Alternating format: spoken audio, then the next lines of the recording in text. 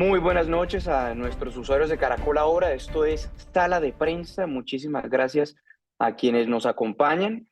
Vamos a hablar sobre un tema trascendental porque en tan solo 3 días la República Bolivariana de Venezuela, millones de venezolanos irán a las urnas en unas elecciones que han sido calificadas como históricas por lo que está en juego y por las posibilidades concretamente para la oposición, la plataforma unitaria, de que luego de 25 años se pueda tener un nuevo gobierno, se pueda acabar con el gobierno socialista que inició en los años de Hugo Chávez y escoger a un próximo presidente durante los 6 años que siguen en Venezuela. En todo caso, para hablar sobre este proceso electoral, sobre las elecciones que se vienen este domingo 28 de julio, me acompaña María Teresa Aya, analista permanente de Noticias Caracol, y también Ronald Rodríguez, quien es investigador del Observatorio de Venezuela de la Universidad del Rosario. Ronald, buenas noches, ¿cómo estás? Buenas noches, Juan Camilo, a la profesora Teresa. Perfecto. María Teresa, ¿cómo estás? Buenas noches, un gusto estar contigo nuevamente. Un gusto, Juan Camilo, acompañarte otra vez. Muchas gracias por la invitación. Hola, Ronald, ¿cómo estás? Bueno, perfecto. Para arrancar un poco y para poner en contexto, se habla mucho y la gente escucha mucho que la oposición, la plataforma unitaria, el movimiento de María Corina Machado y los otros sectores de la oposición tienen una oportunidad prácticamente que única en los últimos 25 años. Esto lo han dicho varios de sus representantes y también lo dicen las encuestas.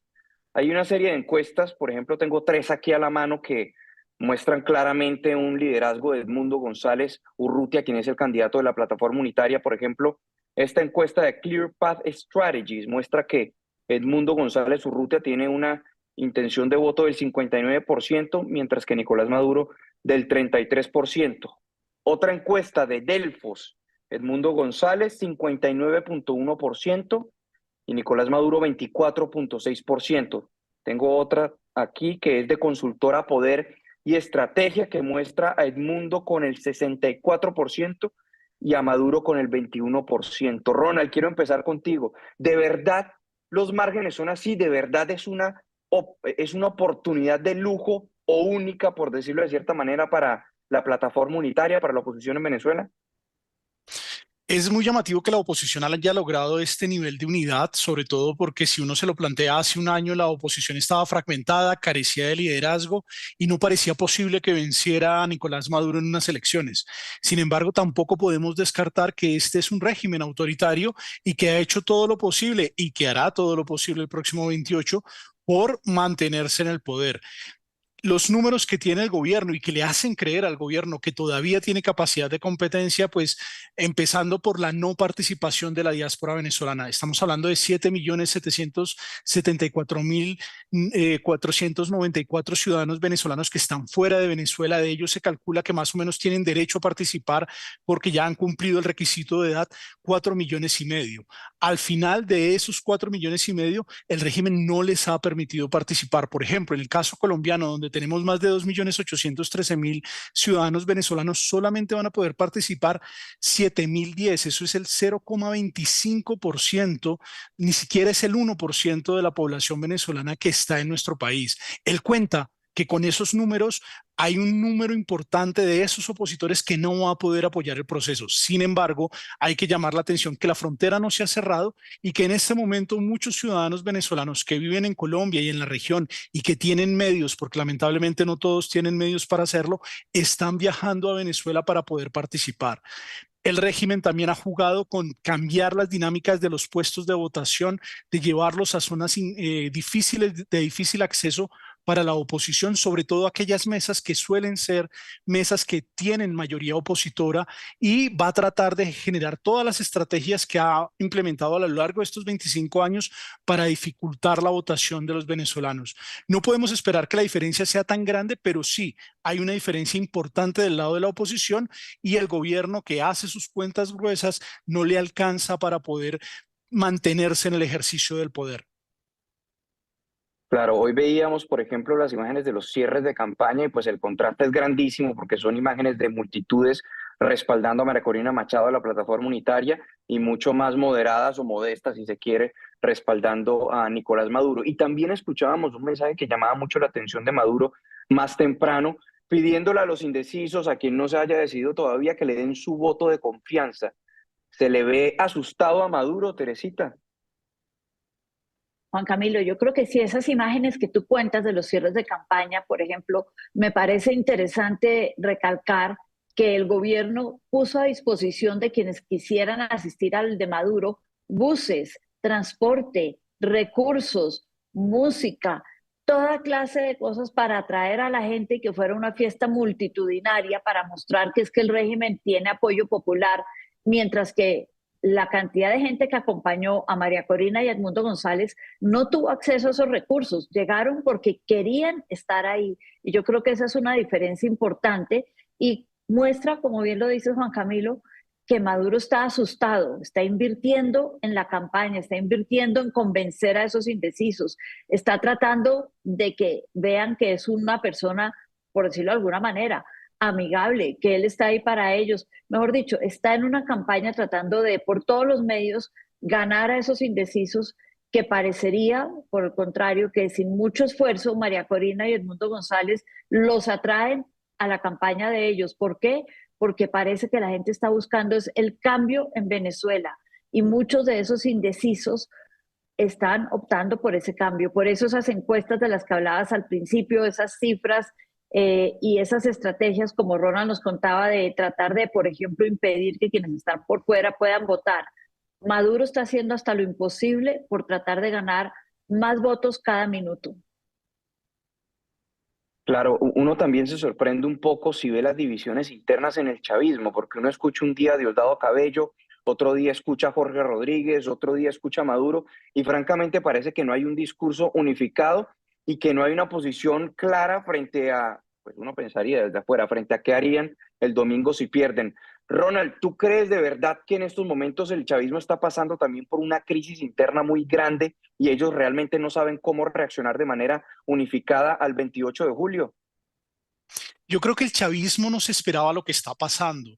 El chavismo subestimó la capacidad de la oposición para organizarse. Incluso los errores iniciaron desde el año pasado con la elección primaria. Ellos creían que no se iba a poder materializar la elección primaria, que la oposición se iba a fragmentar en ese ejercicio. Nunca esperaron que una candidata y particularmente María Corina Machado, con lo que significa dentro de la oposición, pudiera alzarse con una victoria tan significativa. De hecho, pues cuando uno mira y compara lo que fue la victoria de María Corina Machado frente a la de Enrique Capriles en 2012, pues María Corina Machado logró el 93% del apoyo, mientras que Enrique Capriles estuvo por encima del 60%. Esta vez la oposición va muchísimo más unificada. Posteriormente, el referendo consultivo que hacen para el tema de Guyana, ellos creían que a través del tema territorial iban a poder mover todo el fervor nacional, que iban a poder alistar todos los comandos de campaña, generar dinámicas de movilización que les permitieran tener casi que un ensayo de lo que podía ser la fiesta electoral que va a vivir Venezuela el próximo 28 y que esa fiesta iba a estar del lado de ellos, pero fue todo lo contrario. A pesar de que recurrieron al argumento territorial, no lograron generar una movilización. Ellos hablan de 10 millones de personas que participaron, pero las cifras, las imágenes de ese día demuestra que no fue así. Y a lo largo de lo que ha sido este año, pues primero la inhabilitación de María Corina Machado. Después, no permitir que Corina Llores pudiera inscribirse y finalmente pensar que Edmundo González Urrutia era irrelevante y que podían básicamente bloquear con su nombre la tarjeta de la Mesa de Unidad Democrática, que no les iban a permitir cambiar el candidato como no lo permitieron hacer. Recordemos que González Urrutia era el presidente de la Mesa de Unidad Democrática y que se metió su nombre básicamente para guardar el espacio. Finalmente queda él como candidato y ese candidato y esa dupla entre un liderazgo de María Corina Machado, un liderazgo femenino político, que además tiene unas simbologías muy fuertes, todo el tema de los rosarios en el cuello, todo el tema mariano que está pesando mucho en esta campaña, todo el tema de la migración, conjuntamente con un candidato muchísimo más sereno, un candidato con una dinámica de diálogo muchísimo más abierta, cuyas intervenciones son de un diplomático, unas intervenciones muy claras, muy acertadas. Esa dupla sorprendió al chavismo que no esperaba. Ellos creían que iban a repetir lo que hicieron en 2018, cuando el candidato de la oposición, Henry Falcón, apenas logró el 20,93% de los votos, 1.927.000 votos. Ellos creían que iban a repetir eso, pero la oposición ha logrado construir, consolidar una dinámica que incluso no importa quién es el candidato, importa la necesidad de cambio que tiene el pueblo venezolano, pero siempre hay que decirlo, el régimen venezolano es una dictadura y no sabemos qué cómo se va a comportar en esos 166 días que hay entre el 28 de julio y la posesión presidencial que en Venezuela se hace el 10 de enero por constitución. Ahí hay un margen, un tiempo que es de muchísima tensión y de muchísima preocupación. Esperemos que la comunidad internacional sepa presionar para que, independientemente del resultado que se arroje el lunes en la madrugada, tengamos una continuidad de un proceso de negociación hacia la transición a la democracia en Venezuela. Claro que puede haber una transición pacífica del poder si ese es el caso. Ya vamos a hablar de eso porque quiero primero retomar el punto, o más bien algo de lo que tú mencionabas, Ronald, y es la figura de María Corina Machado, porque ella es un fenómeno, no solamente es un fenómeno en Venezuela, sino francamente en el mundo. Hoy, por cierto, el New York Times lleva un artículo con una foto de ella en su portada que lo titulaba La Dama de Hierro de Venezuela amenaza con desbancar el dictador, y prácticamente era toda una correría de María Corina Machado, la pasión que despierta, precisamente eso que tú comentabas de los múltiples rosarios en el cuello, el tema mariano. Teresita, ¿habría sido posible esto sin María Corina Machado? No, como bien nos decía Ronald, la unidad democrática, la oposición en Venezuela ha estado bastante dividida, a pesar de que ya son 25 años del chavismo. No habían logrado ponerse de acuerdo. Recordemos a Enrique Capriles, recordemos a Guaidó, recordemos a Leopoldo López. De alguna manera siempre premiaban los intereses personales, primaban por encima de la unidad. A hoy le están haciendo honor a ese nombre, y es que María Corina logró eso que no habían logrado los otros, logró unir a la oposición y decirles, más vale que estemos unidos, un frente unido, que participemos, a diferencia de lo que pasó hace 6 años, que muchos dijeron, no vale la pena participar porque vamos a perder, pero es que la mejor manera de perder es no participando. Entonces hay que dar la pelea, dijo ella, hay que unirnos, y esto lo logró ella con un carácter firme, con una fortaleza además humana, no solo en el tema mariano, sino el tema de mujer. Encarnemos lo que es la familia venezolana, lo que es el tema social, el tema humano, y con eso logró lo que los otros no habían logrado. Y cuando trataron de borrarla del panorama diciendo está inhabilitada, no puede ser candidata, perfecto, acá hay el que va a representar a la Mesa Unidad, pero yo estoy parada siempre al lado de él, estoy detrás de él, y de alguna manera han logrado convencer a los votantes venezolanos que cuando votan por él, de alguna manera están votando por ella. Y eso ha sido importantísimo. A mí sí me despierta, o a uno le despierta un poco de preocupación lo que mencionaba Ronald hace un momento a propósito de ese periodo tan largo que habrá para hacer la transición en Venezuela, si en efecto el régimen de Nicolás Maduro perdiera este domingo. Porque uno podría tomar como ejemplo lo que sucedió aquí en Guatemala nada más con Bernardo Arevalo, que luego de que ganó las elecciones se vinieron una cantidad de arremetidas judiciales por parte de la Fiscalía, por parte de Cortes, tratando de invalidar de cierto modo lo que la gente había escogido en las urnas. Teresita, sigo contigo. ¿Tú crees que se podría presentar un escenario como ese en Venezuela, teniendo en cuenta que esas instituciones también están tomadas por el chavismo y que seguramente ellos querrán de alguna forma seguir utilizando esa ventaja que tienen para tratar de obtener beneficios o para tratar de extorsionar, por decirlo de cierta manera, si se quiere, a los Estados Unidos?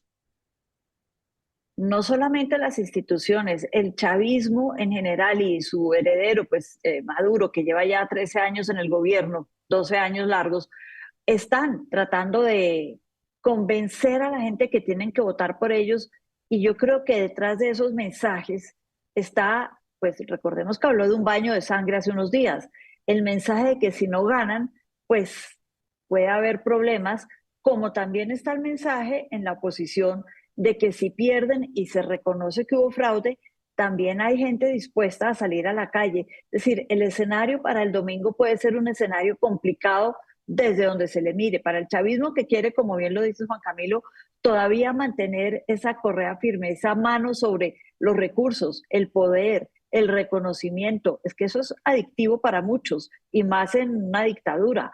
Entonces, soltar eso no es fácil y no lo van a soltar fácil por más declaraciones que haga el hijo de Maduro, que salga a decir, vamos a reconocer si perdemos y nos volveremos oposición, o el ministro de Defensa, si perdemos, nos vamos. Yo creo que estas son declaraciones para parecer de alguna manera políticamente correcta frente a la gente y frente a la comunidad internacional, pero son declaraciones de puertas para afuera, de labios para afuera. Internamente, el manejo que tienen del poder, el quererse aferrar al poder, prima por sobre todo esas declaraciones y eso va a ser muy complicado si pierden y si no logran contener esa pérdida antes de que se haga muy pública. Declaraciones para despistar, podría decir uno. Ronald, ¿tú crees que el domingo ganar no garantiza nada, que realmente luego hay que tratar de cuidar esa victoria, que puede haber acciones por parte de las instituciones, Tribunal Supremo de Justicia, quizás la Asamblea Nacional? En el caso venezolano, la dinámica de los poderes está en manos del chavismo. Recordemos que el poder ejecutivo es uno de los 5 poderes. Al poder ejecutivo, legislativo y judicial se suman el poder electoral y el poder ciudadano en el caso venezolano. Pero también las dinámicas fácticas están del lado de la revolución bolivariana. Los boliburgueses, estas personas que se han hecho profundamente millonarias con la tragedia de los venezolanos, que han hecho negocio de la desgracia, que tienen intereses muy importantes en diferentes sectores de la economía venezolana, los grupos armados, los grupos criminales a los cuales el chavismo les abrió la puerta de par en par, que hoy tienen minería ilegal, contrabando, narcotráfico, porque recordemos que en este momento Venezuela ya no es solamente un país de tránsito, sino también de producción de narcóticos. Todos los negocios ilegales convergen en Venezuela, las propias Fuerzas Armadas, la Fuerza Armada Nacional Bolivariana, que sigue siendo controlada por dinámicas chavistas, y toda la lógica de la industria petrolera que depende de los diferentes actores que el chavismo ha puesto en cargos medios y cargos altos de la industria petrolera venezolana, hacen que el ganar la presidencia no sea una dinámica, digámoslo así, tan fácil. Incluso recordemos que el chavismo en el pasado ha dejado o ha vaciado de poder resultados electorales favorables a la oposición. Y pongo el ejemplo de la gobernadora Lady Gómez, quien ganó el estado Táchira, quien a pesar de juramentarse ante la Asamblea Nacional Constituyente que en algún momento creó Nicolás Maduro, aún así le pusieron un protector, una figura que no existe en el ordenamiento jurídico venezolano, quien se quedó con las funciones, con el presupuesto, con toda la dinámica de la gobernación del Táchira, y ella tenía una oficina vacía que no terminaba funcionando para nada. Uno diría, no, eso lo hicieron en el nivel estatal, es imposible que lo hagan en el nivel nacional. Recordemos que lo hicieron con la Asamblea Nacional, con el Parlamento de los venezolanos. Cuando la oposición gana el Parlamento en 2015, para 2017 crean esa Asamblea Nacional Constituyente que le quita todas las competencias al Parlamento venezolano, es decir, todos los congresistas venezolanos quedaron realmente sin poder por esta figura. Yo creo que el chavismo no podemos confiarnos de que una victoria, incluso por abrumadora que sea para la oposición, no va a intentar. En el caso de Lady Gómez, por ejemplo, ella ganó con más del 63% de los votos y aún así le vaciaron de poder.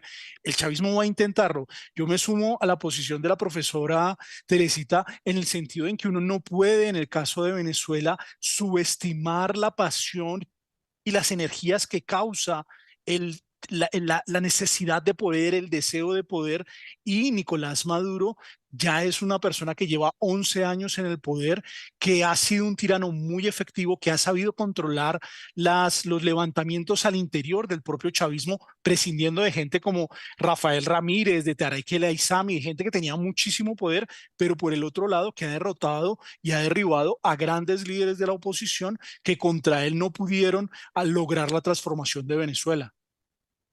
Claro, y allí, pues, en ese escenario hipotético del que estábamos hablando, será clave también la postura de la comunidad internacional y, pues, concretamente de Estados Unidos, que de hecho mucho se le ha criticado porque han dicho que el alivio de sanciones ha llegado en momentos que no debería haber llegado, que lo hizo a cambio no de los suficientes compromisos por parte del chavismo. Pero Ronald, si tú tuvieras que evaluar las acciones que ha tomado los Estados Unidos hasta ahora en materia de alivio de sanciones y de otros incentivos, como por ejemplo la liberación de Alex Saab, ¿tú crees que han dado resultados o que pudieron haber tratado de modular esos alivios de manera distinta?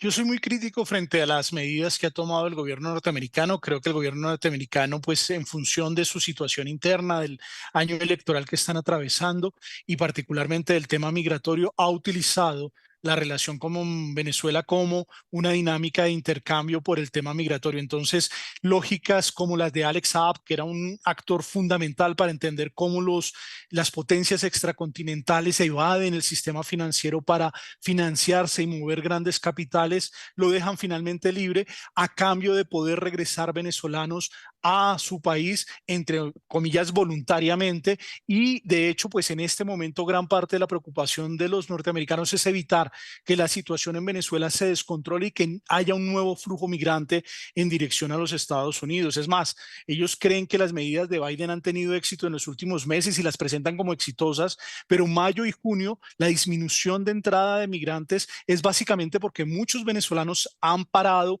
han decidido esperar a participar en esta contienda electoral y dependiendo de cuál sea el resultado, finalmente moverse e ir en dirección ya sea a los Estados Unidos o a otros países de la región. Tristemente los Estados Unidos pues actúa como siempre en función de su interés nacional y el tema migratorio para ellos es mucho más estratégico y también recordemos que los Estados Unidos en diferentes momentos y sobre todo en la región ha podido pactar con algunos sátrapas con tal de mantener un statu quo que no le genere demasiadas dificultades. El peor de los escenarios es que la situación en Venezuela pase de un conflicto político a un conflicto violento y que esto genere una salida de un componente importante de población venezolana, pero paradójicamente esta flexibilidad que han tenido, sobre todo en el último año con el régimen de Nicolás Maduro, ha jugado en contra precisamente de eso, de que la situación se estabilice en Venezuela en dirección a la democracia y no en dirección a un autoritarismo que terminaría expulsando más migrantes. Claro, de hecho, esa es la advertencia que hay, que muchos venezolanos, como tú bien indicas,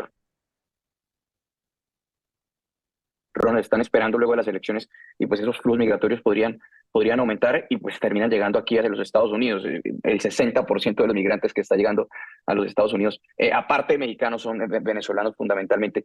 Teresita, ¿tú coincides con esa posición de Ronald? ¿Tú crees que las sanciones pudieron haber sido utilizadas de mejor manera o tú crees que esto que estamos viendo y que el solo hecho que tengamos, aunque sea Edmundo González, que hasta ahora está habilitado para participar en elecciones y va a participar en elecciones el domingo, es también gracias a esa forma como se utilizó esa herramienta de sanciones? Yo creo que si uno mira los acuerdos de Barbados que llevaron a estas elecciones, hay algo que sí facilitó el hecho de que el domingo, por lo menos por ahora, se puede hablar de que hay elecciones, pero todo puede pasar de aquí al domingo. Por ahora va a haber elecciones el domingo y gran parte de eso se debe a la presión de estos acuerdos de Barbados. Ahora, el hecho de que las sanciones se mantengan o no se mantengan, yo creo que eso hay que renegociarlo y el presidente Maduro, si es que sigue en el poder o quien sea, tiene que ver que esto va a cambiar cuando llegue o Kamala o Trump. No le van a, esta idea de dilatar el tema, de jugar al desgaste de Estados Unidos, no le va a seguir sirviendo al régimen. Y eso es algo que puede pasar si es que no hay elecciones el domingo. En ese sentido, las sanciones sirvieron para que hubiera elecciones, pero unas elecciones que han tenido de largo y de ancho sin María Corina, con muchos problemas, por ejemplo, para la oposición de acceder a medios, que no va a tener garantes internacionales, que era algo que estaba pactado en estos acuerdos. Yo creo que hubieran podido ser un poco más fuertes con el tema de las sanciones.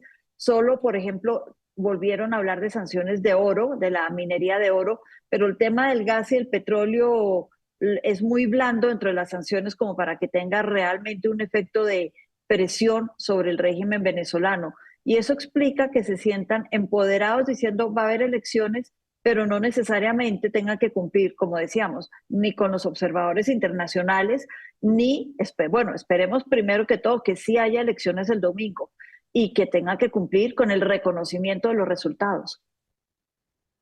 Claro, bueno, se nos acaba el tiempo, voy a pasar a conclusiones. Ronald, ¿hay razones para tener esperanza este domingo en Venezuela?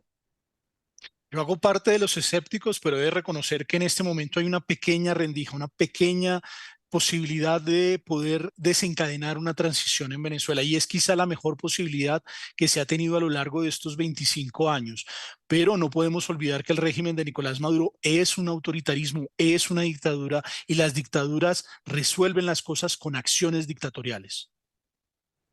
Perfecto. Teresita, ¿escéptica o esperanzada? A mí me gusta ver la vida con el vaso medio lleno, pero tengo que reconocer que para este domingo eso sería casi que pensar con el deseo más que con la cabeza o con la razón. Yo soy escéptica.